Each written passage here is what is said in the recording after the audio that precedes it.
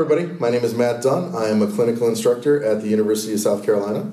And my name is Armen Shaomian, and I'm an associate professor at the University of South Carolina. And today we have a presentation for you on... Dude, where's your phone?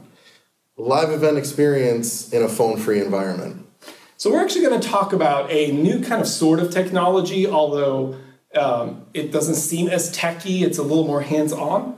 And Yondr in itself is a service that actually takes your phone and locks it away in a pouch during a live event to provide you with the service of actually being a part of the event instead of consistently documenting the event. So as you can see on this picture, on this slide, basically there's a little pouch. Your phone is inserted in there. It clicks close with a strong magnet.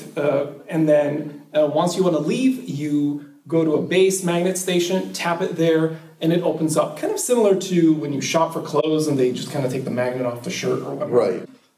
The service itself, it does have some flaws. It's going to slow your ingress and your egress because it's going to require direct hands-on communication between existing staff as well as the customer. And on the exit as well, the pouch is going to be unlocked. You'll remove the phone from the pouch and then drop the pouch on your way out. But first, we wanted to kind of show you what the reasoning is behind this technology in the first place, because really the ask came from the artist's perspective. So here's a little short clip from Jack White. And Jack White, he made an appearance on Conan in 2014 where he gives a direct, detailed information on what happens with Yondr technology and the how and the why of why he uses it at his events. So let's check it out. You're trying to get people back into just enjoying the music. I've had the experience when I go out and perform in front of people where all I see is a sea of iPads. People and you can't even see their faces. They're just holding iPads up, and you just see screens because they're recording it for later. You're asking people, look, I'll make all the video. You're telling people, I'll make all the video available to you, but I want you to not shoot it while we're doing the show. We tried that the last tour when we started. I asked if we could do that, go out and talk to the crowd and say, would you please just not take your phones out? Let's just enjoy this with our eyes and ears. And people said, people are going to get upset and people are going to get mad. And we tried it and people loved it. People applauded when we asked them for that. It's like they applauded and everyone as a mob agreed. You know, we don't like this idea, this practice. Because I think it's distracting for the people in the back who are trying to really watch. And you see a sea of blue screens in front of them, between them and the artist. You know, someone told me it was in France or something, I think they were talking about Iggy Pop or something, did an amazing jump into the crowd and some amazing moment happened with him. And then everybody who was there all pulled out their phones and were filming the moment, but nobody was in the moment. Everyone was documenting the moment. Also, more importantly, they couldn't catch him. They're going with their phone. But it'd be better to be in the moment, you know, I think. And people are really loving that. We're doing that again on this tour, and other acts too started doing it. I think Kanye started doing that too. And I think it's just better that way. You know? Yes. So I think Jack White gives a pretty good reasoning from an artist's perspective of why he would want the fans to essentially lock away their phones and really enjoy the show firsthand rather than live through the screen. Absolutely. He's not the only one that uses the tech, though. Yeah, so in live music, as you saw, we have Jack White. Other very common users are the Lumineers, Childish Gambino. And some comedians that have prolifically used the service include Dave Chappelle, Chris Rock, and even Michael Shea. Now, of course, from a perspective of an educator, we would love to have this in the classroom, and a lot of schools, public schools, have actually started to use Yondr, and I read somewhere that it's about $15, I believe, per academic year for each student to use this service at the schools that require the students to essentially lock their phones when they enter the classroom. So what motivated us to actually dive into this as subject matter? In terms of research, as you'll see, I attended an event at Radio City in August of 2017 that featured Dave Chappelle and Childish Gambino, and it was a phone-free environment. When you were purchasing the ticket, you had no choice. You knew that right offhand. You got to the event and you stood in a long ingress line of patient customers and the like, and you handed them your phone. They locked it into the pouch and they handed it directly back to you. Throughout the event, you have your phone on your person at the entire time. You're just not documenting any aspect of the event. And what you don't necessarily see on this video is that I'm a bit vertically challenged. So I paid $180 per ticket for this event, and it was fantastic to me that I was able to watch the event, and at no point did I have to watch the event through the viewfinder of the person holding their phone up in front of me, preventing me from actually seeing the event. Now, another argument that I've actually been motivated in terms of doing research with this is whether it impacts the consumer in a negative way of the inability to be able to document based on how much they're paying for that ticket price. That's going to come up a little bit later in our presentation. But as I exited the facility, Yondr was very efficient in getting our pouches unlocked and our phones directly back to us so that we could leave.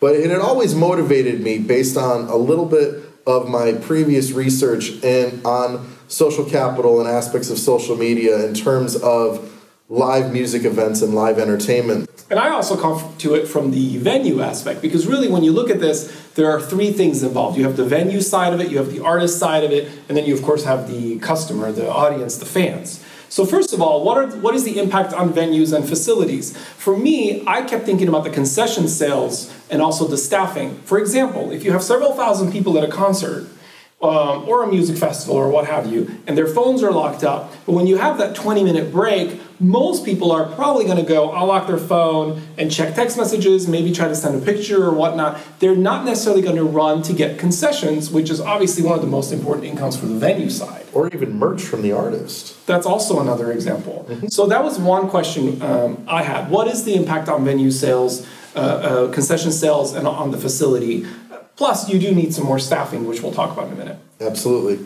You also want to consider the impact on that customer experience. Like I mentioned, the artist isn't the one that's directly going to receive the flack for it. It's going to be the customer service people at the facility right at the door that are going to potentially experience some problematic environments. There are many examples of customers knowing about this beforehand and still freaking out when they show up and are asked to give their phone in order to lock it up. Okay, so we are at a stupid Jack White concert because Kyle wanted to go, and I am shook to my core. It's a no phone concert, so you have to put your phone in these little baggies to lock them up. And it gets locked up. I'm in a designated phone area right now, which is the only reason I can be on my phone, which is like far away. And the worst part is you have to walk through the gross designated smoking area to get to the designated phone area. It's ridiculous. F you, Jack White.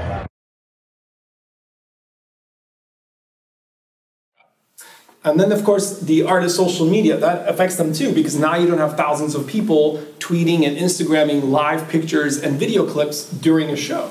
It's crazy to follow a hashtag of an event and just see, the dozens upon dozens of just absolutely terrible photos. But that in itself is a marketing tool for any artist to be like, I'm here and you're not. Like, this is an opportunity for them to spread that wealth. Now, as you saw from my example, I was able to use my social capital of the marquee of the event, and I have 0 photos to show for it because I had no access to my phone. What level can that potentially impact? An older generation, are they going to be okay with it? The younger generation, are they going to revolt against it? That's something that remains to be seen. Now, unfortunately, due to COVID, our data and research is very limited. But we did get one field study in January of 2020.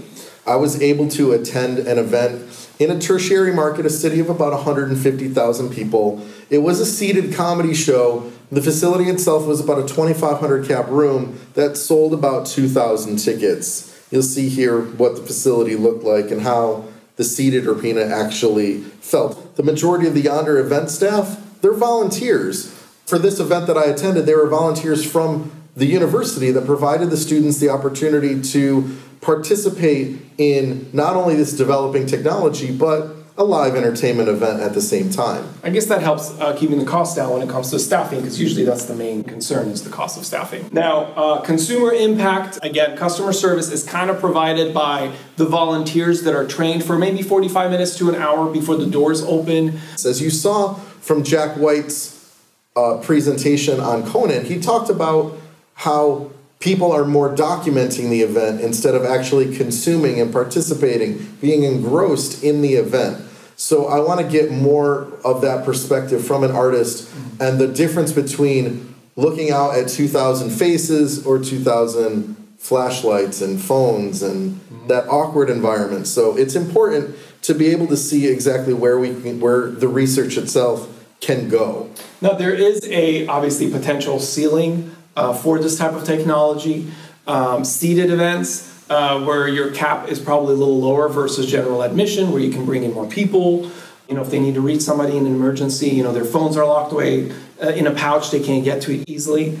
And I know you said that in comedy events, it's different because they don't just lock your phone, which they do in live music, but they also lock your smartwatch. What's the main reason for that? So a smartwatch is going to be able to document audio, and a comedy event, they don't want their material actually shared because most of the time they're actually either practicing their material or they're recording their material for future broadcast. Whereas live music events, again, what Jack White mentioned in his 90-second clip, he really just wants the fan to be involved in the event that they were paying for.